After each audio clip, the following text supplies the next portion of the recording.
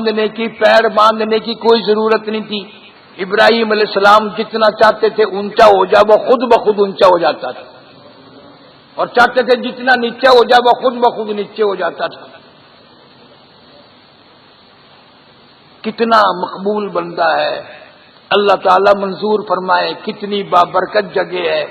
حدیث شریف میں آتا ہے تو بیت اللہ شریف میں ایک نماز ادا کر، میں تیرے نام اعمال میں 1,00,000 نمازوں کا ثواب لکھتا ہوں، اور اگر جماعت کی پڑھے گا تو میں 27,00,000 نمازوں کا ثواب لکھتا ہوں۔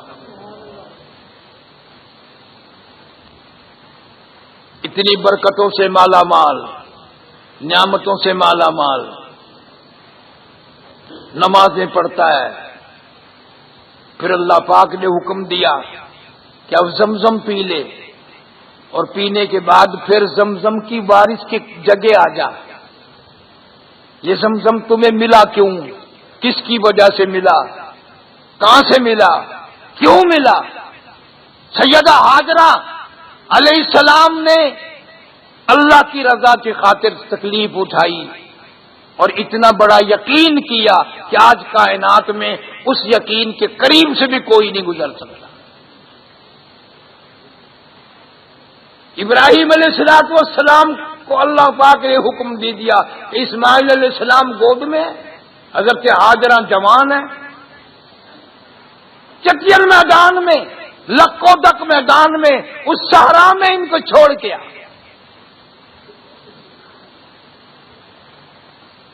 تیرے جیسا ہوتا نا اللہ میاں کے ساتھ بھی حجت کرتا، کیوں چھوڑ آؤں گی، کیا فائدہ ہوگا، وہاں کیا کرے گی جنگل میں گئی، بس کیوں کے ساتھ ہی یوں ہو جاتا، سارے رگڑا آ جاتا۔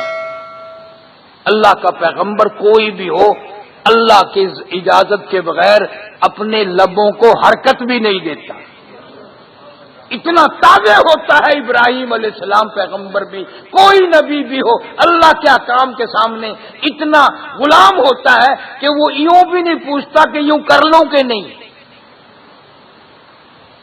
اللہ نے حکم دے دیا۔ میرے خلیل ہاجرہ کو اسماعیل علیہ السلام کو گود میں دے کر وہاں چھوڑ کے آ جہاں میں کچھ کرنا چاہتا ہوں۔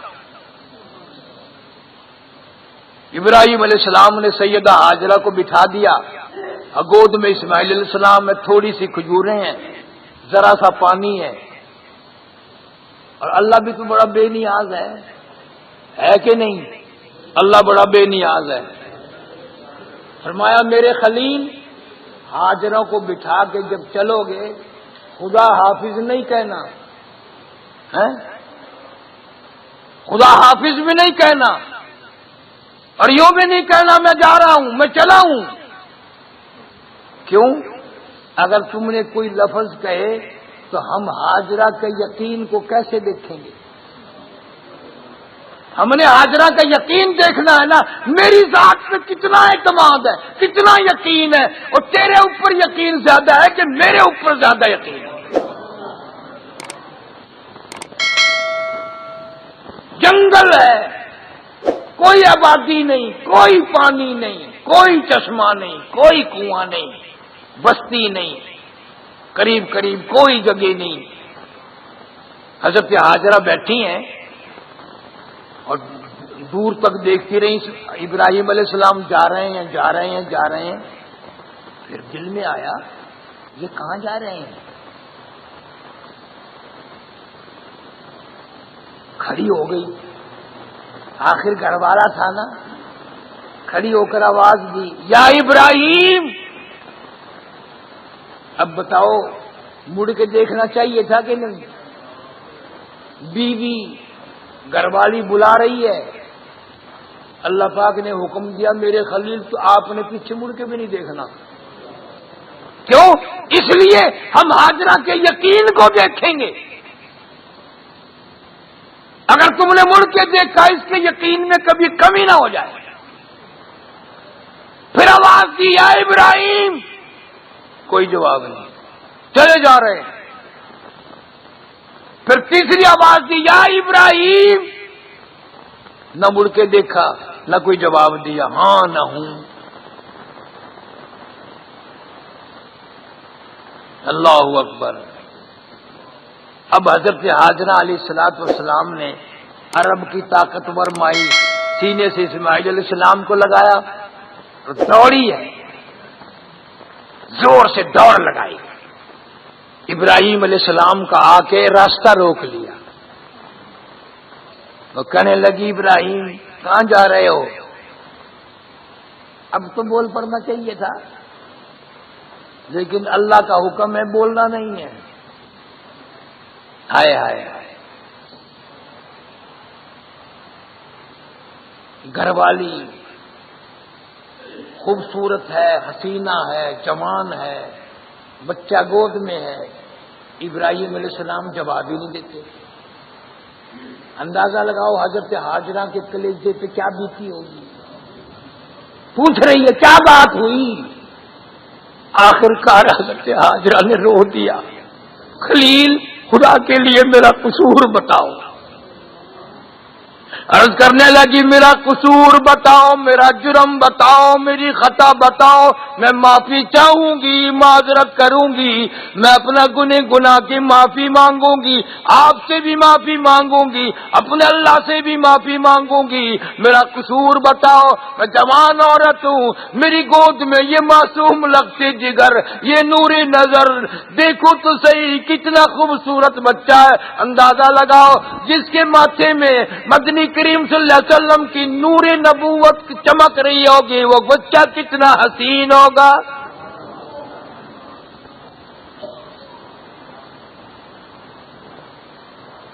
بولتے نہیں ہیں ابراہیم علیہ السلام۔ ہماری گھر والی اگر ناراض ہو جائے جان نکل جاتی ہے، ماں کو تو گالی والی دے بھی دیں گے، اس کے پیچھے لگ کر کے باندھنے گھر میں کی گل اور 10 دن میں مر جانا ہے، میری خدا دی قسم ہے میری جند نکل جانی ہے، 10 دن کی گل ہے۔ روئی ہے حضرت حاجرہ، اللہ پاک نے خلیل کو اجازت رونے کی بھی نہ دی کہ حاجرہ کے ساتھ رونے لگ جائے، ترلا کر رہی ہے خدا کے لیے میرا قصور بتاؤ، میرا جرم بتاؤ، میری خطا بتاؤ، میرا جرم بتا دو۔ کوئی جواب نہیں۔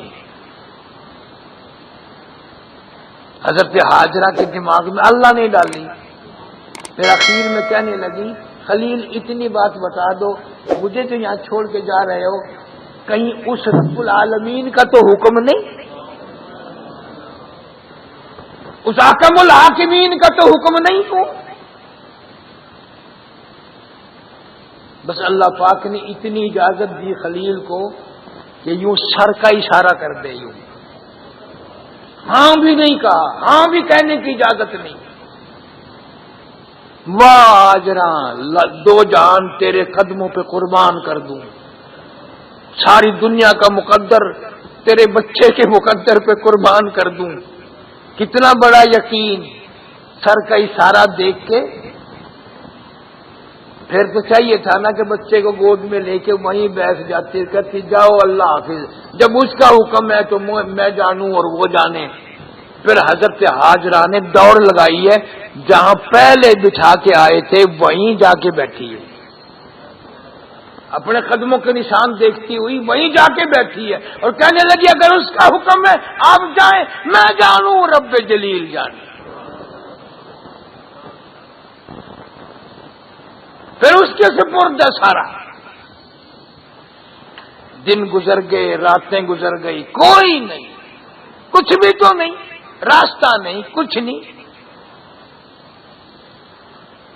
حدیث پاک میں آتا ہے بعض دن سارا دن 24 گھنٹے میں حضرت حاجرہ نے ایک کھجور کھائی، ایک گھونٹ پانی پیا، آخر وہ کھجوریں بھی ختم، وہ پانی بھی ختم، چھاتیوں سے دودھ اترنا بند ہو گیا۔ اسماعیل علیہ الصلوۃ والسلام کو بھوک پیاس نے اتنا تنگ کیا، اتنی لمبی زبان مار دی۔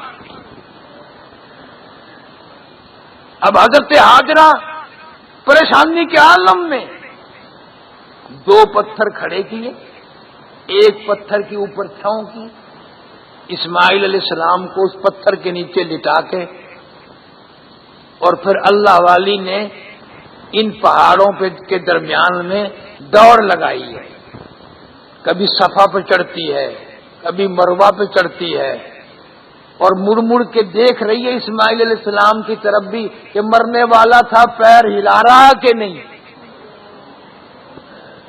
کہیں مر تو نہیں گیا۔ جب 7ویں مرتبہ صفا پہاڑ پہ چڑھی تو کانوں میں کوئی آواز سی آئی، تو رو کے کہنے لگی میں نے آواز تو سن لی، میرا بچہ اگر چل بسا تو میں تیری امداد کا پھر کیا کروں گی۔ مڑ کے جا کے دیکھتی ہے اسماعیل علیہ السلام کی نرم و نازک ایڑیاں جو روتے ہوئے بچہ رگڑتا ہے، وہاں سے پانی کا چشمہ پھوٹ آیا۔ حضرت ہاجرہ علیہ السلام نے اس پانی کو روکنے کے لیے یہ لفظ حضرت ہاجرہ کی زبان سے نکلے اس وقت زم زم زم، رک جا رک جا، ٹھہر جا ٹھہر جا، چاروں طرف بنی بنا دی اور پیا ہے۔ حدیث پاک میں آتا ہے یہ پانی روٹی کا کام بھی دیتا ہے، پانی کا کام بھی دیتا ہے، 70,000 بیماریوں کی دوا ہے یہ زمزم۔ اور میں ابھی سن کے آیا کہ سعودی حکومت نے مدینہ منورہ تک پائپ فٹ کرنے کا فیصلہ کیا کہ زمزم پائپ کے ذریعے مشینوں کے ذریعے پہنچائیں گے، لیکن سارے انجینئروں فیل ہو گئے، ساروں کی ہنرمندی فیل ہو گئی، زمزم کا پانی پائپ کے ذریعے حرم سے باہر نکلا ہی نہیں، پائپ میں چڑھا ہی نہیں۔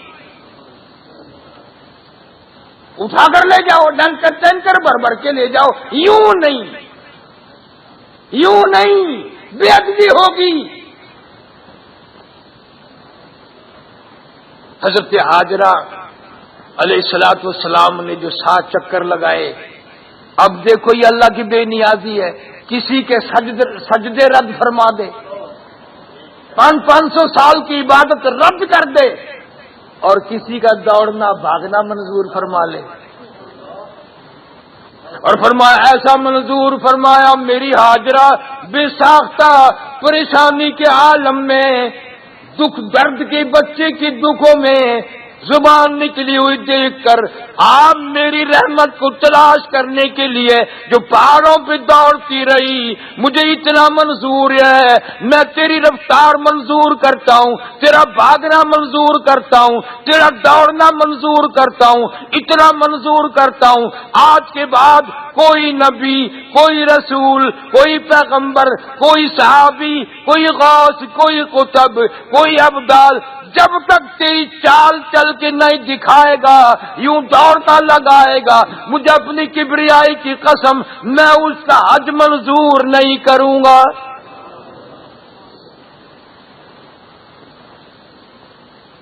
تیری رفتار پہ، تیری طور پہ مجھے اتنا پیار آیا، تیرے دوڑنے بھاگنے پہ مجھے اتنا پیار آیا، جب تک تیری چال نہ چلے گا، توڑ نہ چرے گا، میں اس کا نہ عمرہ منظور کروں گا نہ حج منظور کروں گا۔